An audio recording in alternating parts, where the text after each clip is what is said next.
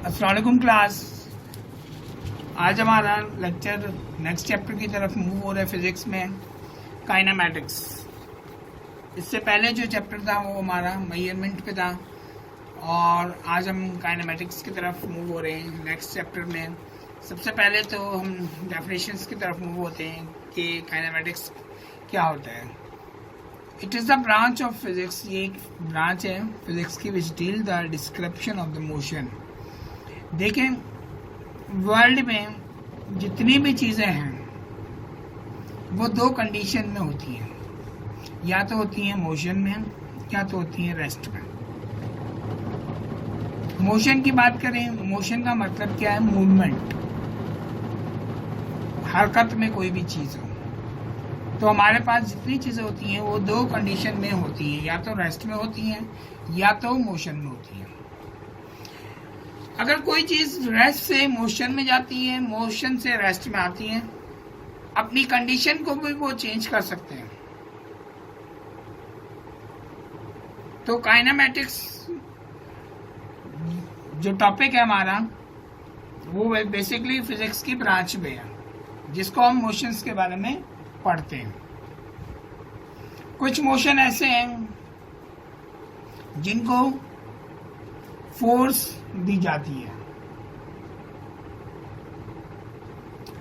जैसे कि अर्थ मूव हो रही है कंटिन्यूसली, इसका टाइम पीरियड दिन रात हो रहा है, मतलब इसको कोई चला नहीं रहा, मूवमेंट नहीं करा रहा है, बस एक ही दफा वो मूव हो चुका है।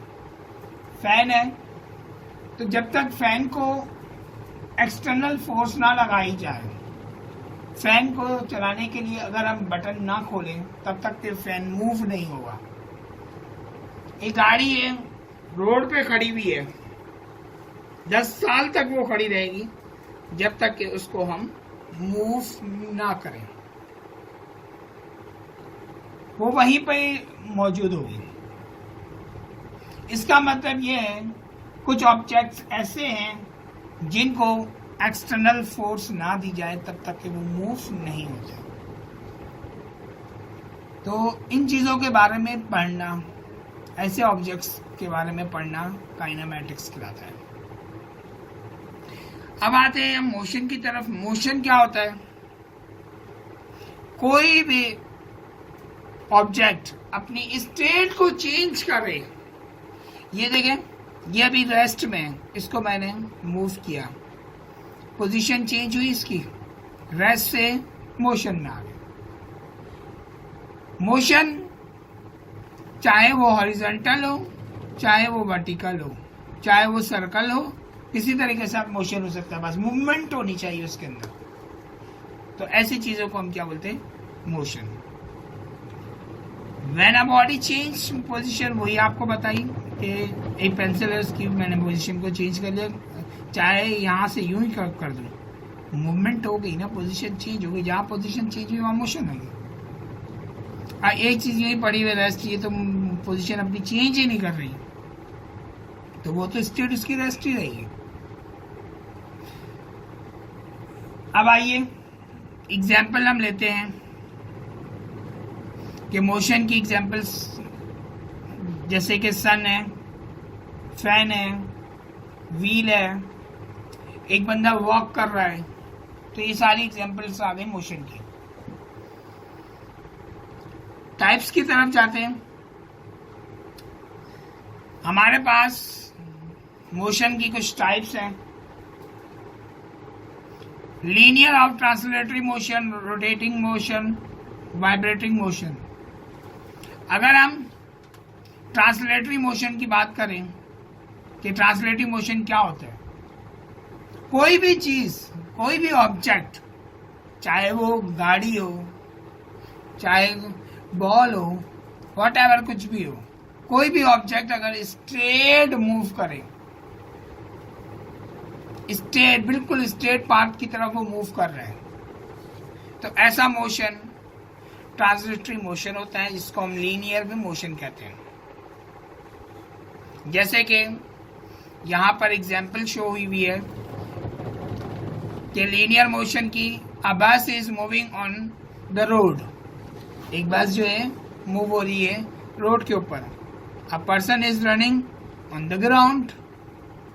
ठीक है, तो ट्रांसलेटरी मोशन माइंड में रखिएगा, ऐसे मोशन होते हैं, ऐसी मूवमेंट होती हैं जो कि स्ट्रेट हो। जैसे कि ये पेंसिल है, इसको मैं बिल्कुल स्ट्रेट मूव करवा रहा हूं, तो ये हमारा ट्रांसलेटरी मोशन हो गया। अगर मैं इसको जिगजैग की शेप में मूव करवाऊं तो ये ट्रांसलेटरी मोशन नहीं होगा। ठीक है, नेक्स्ट टाइप हमारे पास है रोटेटरी मोशन। अगर इस रोटेटरी मोशन को हम सर्कुलर मोशन में बोलते हैं, जो मोशन सर्कल में हो, कोई भी ऑब्जेक्ट अगर सर्कल की तरफ मूव हो रहा है तो ऐसी चीजों को हम क्या बोलेंगे, सर्कुलर मोशन या रोटेटरी मोशन। सर्कुलर मोशन की एग्जांपल लेते हैं। फैन किस तरीके से मूव करता है, सर्कल मूव करता है। व्हील है, कैसे मूव करता है, सर्कल मूव करता है। उसका एक फिक्स पॉइंट है जिसपे वो पॉइंट मूव करता है। चैप्टर नंबर 7 सर्कुलर मोशन, वहां पर हम ये चीज पढ़ेंगे जो कि सेंटीपिटल फोर्स के बारे में, तो वो सर्कुलर मोशन पे जाता है। सर्कुलर मोशन की एग्जांपल आप लोगों को समझ आ गई होगी। अब हम मूव हो रहे हैं वाइब्रेटरी मोशन की तरफ। सर्कुलर मोशन सर्कल में चीज घूमती है, वाइब्रेटरी मोशन यूं मूव होगा, अपनी पीक पोजीशन से हटकर दोबारा उसी पोजीशन पे आ जाना, इस तरीके से। जबकि सर्कल इस तरीके से मूव होगा और ट्रांसलेटिंग स्ट्रेट मूव होगा। वाइब्रेटिंग मोशन, मोबाइल की एग्जांपल ले लें, वो भी वाइब्रेट होता है। अच्छा, वाइब्रेटरी मोशन को मोस्टली एग्जांपल दी जाती है पेंडुलम की। पेंडुलम जो कि क्लॉक्स के अंदर मूव हो रहा होता है, यू होता है, ये झूले को जो पेंडुलम बोलते हैं। देखिए, वो अपनी पीक पोजीशन से हटकर भी वापस आता है। अच्छा, वाइब्रेटरी जो मोशन होता है वो यू होता है, जबकि पेंडुलम यू होता है, यू शेप में। तो इसलिए वाइब्रेटरी मोशन को मोस्टली लोग पेंडुलम मोशन भी बोलते हैं। तो रोटेटरी ये वाइब्रेटरी जो मोशन होता है वो यू मूव होता है। अब आइए एग्जांपल लेते हैं। मोबाइल हमारा, वो भी वाइब्रेट होता है। हमारी हार्ट की पंपिंग जो होती है, हार्ट बीटिंग है, जो हमारी जो हार्ट बीट हो रहा होता है, वो भी वाइब्रेट हो रहा होता है। तो वाइब्रेटरी मोशन जो होता है अपनी मेन पोजीशन से मूव होता है। जैसे कि ये मेन पोजीशन है, यू मूव आ गया, मेन पोजीशन यू है। पेंडुलम में एग्जांपल अगर दें तो घड़ी के अंदर जो पेंडुलम होता है वो स्ट्रेट होता है, फिर यू मूव होकर फिर स्ट्रेट आता है। लेकिन वाइब्रेटरी यू मूव होता है, जबकि पेंडुलम यू शेप में होता है। तो वाइब्रेटरी और पेंडुलम में ये फर्क है, जिसको हमने ये 3 टाइप डिस्कस की मोशन की, और मोशन के ऊपर डिस्कस हुआ कि मोशन क्या होता है और मोशन की टाइप्स कौन कौन सी होती है। अब आइए हम मूव हो रहे हैं रेस्ट की तरफ। मोशन की तो चीज समझ आ गई हमें, अब आते हैं रेस्ट की तरफ। रेस्ट है क्या? रेस्ट जैसे कि नाम से ही मालूम हो रहा है कि ऐसी पोजीशन जो कि मूव ना हो। और अगर हम बात करें मोशन की तरफ, तो मोशन में पोजीशन चेंज होती रहती है, बार बार एक पोजीशन पे फिक्स नहीं होता। जबकि रेस्ट, अगर मैं ये पेंसिल यहाँ पर रख देता हूँ तो देखिए ये रेस्ट ही है, ये एक ही पोजीशन में होगी, चाहे इस 10 साल ही क्यों ना गुजर जाए, जब तक कि इसको मैं एक्सटर्नल फोर्स ना लगाऊं तब तक कि ये अपनी पोजीशन को चेंज नहीं करेगी। जैसे कि मैंने इसको एक्सटर्नल फोर्स लगाई, यहाँ से हटाकर यहाँ रख दिया, पोजीशन चेंज हो गई। इसका मतलब ये हुआ रेस्ट में अपनी एक ही पोजीशन में बरकरार रहता है, जबकि मोशन अपनी पोजीशन में बरकरार नहीं रहता। रेस्ट की एग्जांपल लेते हैं। अगर कोई बुक है वो टेबल के ऊपर पड़ी हुई है, तो वो बुक पड़ी रहेगी जब तक कि आप उसको एक्सटर्नल फोर्स ना लगाएं। या किसी बंदे को आप पनिश देते हैं कि आप यहाँ पर बैठिए और यहाँ से मूव मत होइएगा, तो इसका मतलब उसको रेस्ट की पोजीशन पे हम ला रहे हैं कि मूव ना हो। दरख्त है, कहीं पर हम लगाते हैं तो एक ही जगह पे वो दरख्त लगा हुआ होता है, यहाँ से हटकर थोड़ा आगे नहीं आ जाता, या अपनी प्लेसेस चेंज नहीं करता, दिन में यहाँ होता है, रात में वहाँ होता रहता है, ऐसा कुछ नहीं है। इसका मतलब कि रेस्ट है तो इट्स मीन कि वो मूव नहीं होगा। तो रेस्ट की कोई टाइप्स नहीं है, जबकि मोशन की टाइप्स थी जिस पर हमने डिस्कस किया। अब आते हैं हम स्पीड की तरफ। स्पीड क्या है कि डिस्टेंस कवर करती है, कोई भी बॉडी या कोई ऑब्जेक्ट जो है कोई भी डिस्टेंस कवर कर ले। Distance not displacement, distance, displacement अलग चीज है जिस पर हम आगे डिस्कस करने वाले हैं। डिस्टेंस, डिस्प्लेसमेंट नहीं, ठीक है। तो स्पीड क्या चीज होती है कि कोई भी बॉडी अगर मूव होती है तो हमें उसकी स्पीड चेक करनी होगी, किस स्पीड से ये मूव हुई बॉडी। अगर मैं एक एग्जांपल दूं कि मैं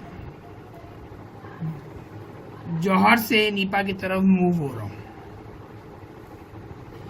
अब एक मेरा पॉइंट है जौहर कॉम्प्लेक्स और दूसरा पॉइंट है मेरा नीपा। अब यहाँ से यहाँ तक का डिस्टेंस तय करना है मुझे कि मैं कितनी स्पीड में जा रहा हूँ। अब एक और बंदा है, हो सकता है मैंने जो डिस्टेंस ये तय किया वो 2 मिनट में किया जबकि दूसरे ने 5 मिनट में किया। इसका मतलब ये हुआ कि उसकी स्पीड चेंज होगी। सारी चीज डिपेंड किसके ऊपर है? स्पीड। डिस्टेंस वही है लेकिन उसने वो टाइम ज्यादा ले लिया, मैंने टाइम कम लिया। तो वो डिस्टेंस जितना हमने कवर किया है, कितने टाइम में कवर किया है, डिस्टेंस हमने कितने टाइम में कवर किया है, इसको हम बोलते हैं स्पीड। आइए एग्जांपल लेते हैं। एक ऐसे दिया जाता है क्लास को कि एक ऐसे आप लोग लिखें। कुछ बच्चे जो हैं वो हाफ पेज लिख लिया, कुछ बच्चों ने जो है 2-2, 3-3 पेज लिख दिया। अब क्या है कि सबको टाइम एक ही दिया गया था, हर किसी की अपनी स्पीड थी लिखने की। तो इसका मतलब कि आपको एक डिस्टेंस दिया गया कि 3 या 4 पेजेस आपको लिखने इतने टाइम में। कुछ बच्चे ने नहीं लिखे, नहीं आधे लिखे। अब क्या है, डिपेंड करता है उसकी स्पीड पर कि हर किसी की अपनी स्पीड अलग होती है। हमने एक टाइम दिया हुआ था और हमने एक डिस्टेंस दिया था कि ये डिस्टेंस इस टाइम में कंप्लीट करना है आपको। तो इसका मतलब ये हुआ कि स्पीड जो है बेसिकली 2 चीज़ों पर डिपेंड है, डिस्टेंस एंड टाइम। इसका मतलब ये हुआ कि डिस्टेंस और टाइम का जो रेशियो होता है वो हमारी स्पीड ही होती है। स्पीड को इंडिकेट v से करते हैं, जबकि डिस्टेंस को इंडिकेट s से किया जाता है और टाइम को इंडिकेट t से करते हैं। इसका मतलब ये हुआ डिस्टेंस, स्पीड का फार्मूला क्या हुआ, v is equal to S T, जिसको हमने नाम इस वर्ड में लिखा speed is equal to distance and time. SI units हमने पढ़ लिए थे लास्ट टाइम में मेजरमेंट चैप्टर के अंदर। उसके अंदर हमने ये देखा था कि SI यूनिट्स जो है स्पीड का वो मीटर पर सेकंड है। मीटर का मतलब क्या हुआ m, और पर का मतलब होता है स्लैश, और s का मतलब होता है सेकंड। इसका मतलब ये हुआ कि स्पीड डिनोटेड होती है v से, और स्पीड जो होती है स्केलर होता है। स्केलर हम मजीद आगे चैप्टर में पढ़ेंगे तो आपको क्लियर हो जाएगी कि स्केलर क्या होता है। स्पीड स्केलर क्वांटिटी में आता है, ठीक है। अब हम आगे मूव हो रहे हैं काइंड ऑफ स्पीड के। काइंड ऑफ स्पीड क्या होते हैं? काइंड ऑफ स्पीड में अगर हम जाएं तो स्पीड की 2 काइंड्स हैं। एक तो यूनिफॉर्म स्पीड कहलाती है और दूसरी वेरिएबल स्पीड कहलाती है। यूनिफॉर्म स्पीड क्या होती है? अगर मैं आपको ये बात बोलूं कि जौहर से नीपा तक जाने आपको 5 मिनट के अंदर, इसका मतलब क्या है कि मैंने एक टाइम दिया आपको कि आपको ये डिस्टेंस 5 मिनट में तय करना है किसी बार में।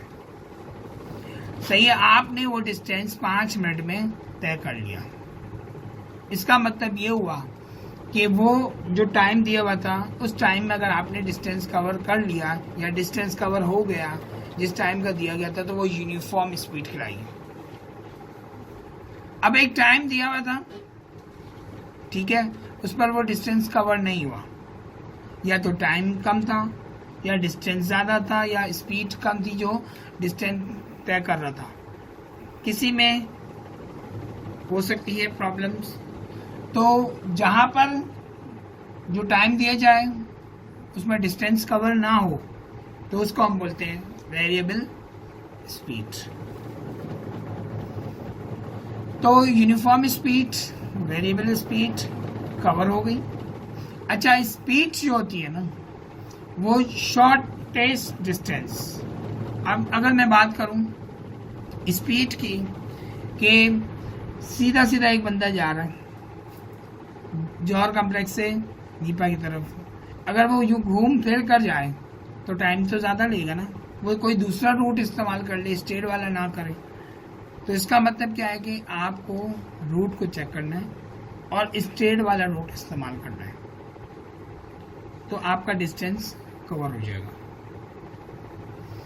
नेक्स्ट है वेलोसिटी।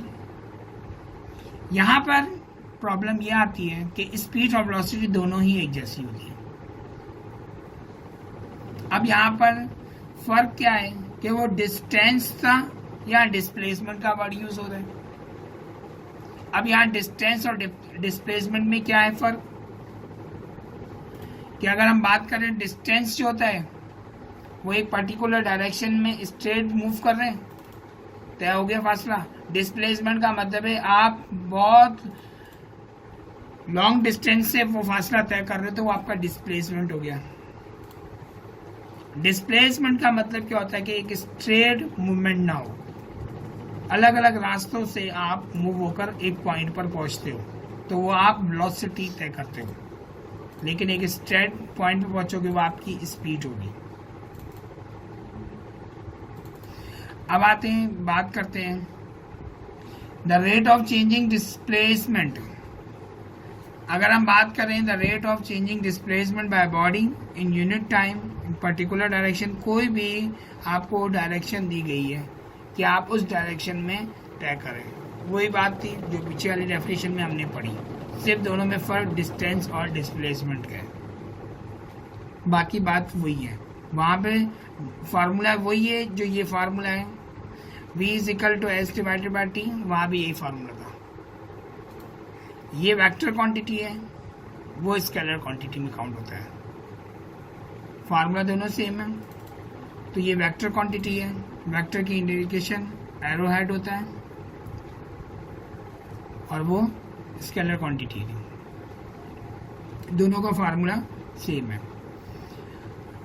जो हमने स्पीड के ऊपर डिस्कस किया था वही बात यूनिफॉर्म वेलोसिटी और वेरिएबल के लिए भी है, कि जहाँ इक्वल टाइम कवर हो वो यूनिफॉर्म वेलोसिटी, और जहाँ इक्वल टाइम कवर ना हो वो वेरिएबल वेलोसिटी। अब बात करते हैं एक्सेलरेशन के ऊपर कि एक्सेलरेशन क्या होता है। अगर वेलोसिटी की बात करें तो ये रेस्ट पोजीशन में है, तो इसका मतलब पहली वेलोसिटी, फिर मैं आगे भागा उसको मूव करवाया तो ये दूसरी वेलोसिटी। स्टार्टिंग वाली vi, दूसरी vf होती है। दो वेलोसिटी होती है, एक स्टार्टिंग और एक एंडिंग होती है।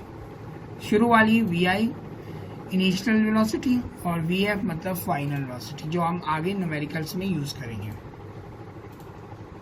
अगर हम एक्सेलरेशन की बात करें तो अगर कोई भी चीज मूव होती है तो वेलोसिटी उसके अंदर होती है, क्योंकि वेलोसिटी क्या है कि पोजीशन को चेंज करने को ही वेलोसिटी कहा जाता है। मूवमेंट हो रही है, ये वेलोसिटी है। एक बंदा यहाँ से वहां भाग रहा है, ये वेलोसिटी है। अगर हम वेलोसिटी की बात करें तो वेलोसिटी में जो तब्दीली आती है कि पहली वेलोसिटी क्या थी, दूसरी क्या थी, तो ये जो चेंजिंग आ रही है ना, इसको हम एक्सेलरेशन बोलते हैं। आपकी स्पीड में चेंजिंग, बाइक है ना, बाइक के अंदर एक्सेलरेटर होता है, ये हमारा एक्सेलरेशन है कि आपकी स्पीड की जो चेंजिंग होती है उसको हम एक्सेलरेशन बोलते हैं, जो कि डेफिनेशन है the rate of changing velocity, जो वेलोसिटी की तब्दीली आती है उसको हम एक्सेलरेशन बोलते हैं। एक्सेलरेशन ए से इंडिकेट होता है, ऐसा यूनिट्स के अंदर हम डिस्कस कर चुके हैं ये बात। एक्सेलरेशन दो होते हैं, एक पॉजिटिव एक नेगेटिव। जो प्लस में आंसर आए वो पॉजिटिव एक्सेलरेशन, जो माइनस में आंसर आए वो नेगेटिव एक्सेलरेशन, जिसको हम रिटार्डेशन भी बोलते हैं। नेगेटिव एक्सेलरेशन को हम रिटार्डेशन भी बोलते हैं। एक्सेलरेशन का फार्मूला क्या है? Vf minus V I divided by T. यहाँ डिस्टेंस नहीं आया, ऊपर देखिए डिस्टेंस था ना, यहाँ डिस्टेंस नहीं आया। Vf माइनस वी आई क्यों आया? क्योंकि वेलोसिटी की जो तब्दीली है ना उसको ही तो एक्सेलरेशन बोलते हैं। Vf मतलब एंड वाली वेलोसिटी, Vi शुरू वाली के एंड और शुरू वाली में कितनी तब्दीली आई है, किस स्पीड पर आप एंड हुए, किस स्पीड से आप स्टार्ट हुए थे, तो वो जो तब्दीली आती है उसको हम क्या बोलते हैं? एक्सेलरेशन। अब वो जो वेलोसिटी की तब्दीली आई है उसमें कितना टाइम कवर किया आपने, तो इन दोनों का जो रेशियो होता है उसको हम बोलते हैं क्या? एक्सेलरेशन। एक्सेलरेशन का फार्मूला क्या है? A is equal to Vf minus V I divided by T. T मतलब टाइम, वी आई मतलब इनिशियल वेलोसिटी, Vf मतलब फाइनल। अगर हम SI यूनिट की तरफ जाएं तो वेलोसिटी का यूनिट क्या होता है? मीटर। और टाइम का यूनिट क्या होता है? सेकंड। वेलोसिटी दो हैं तो इसलिए मीटर पर सेकंड स्क्वायर आ रहा है, क्योंकि दो टाइम होंगे ना, एक तो इनिशियल के लिए, दूसरी वेलोसिटी फाइनल के लिए। तो सिंपल टी इंडिकेट होगा टाइम के लिए। तो वेलोसिटी, इसका एक्सेलरेशन का फार्मूला क्या हुआ? Metre per second square. The SI unit of acceleration is metre per second square. I hope कि आपको लेक्चर क्लियर हो गया होगा। Thank you class.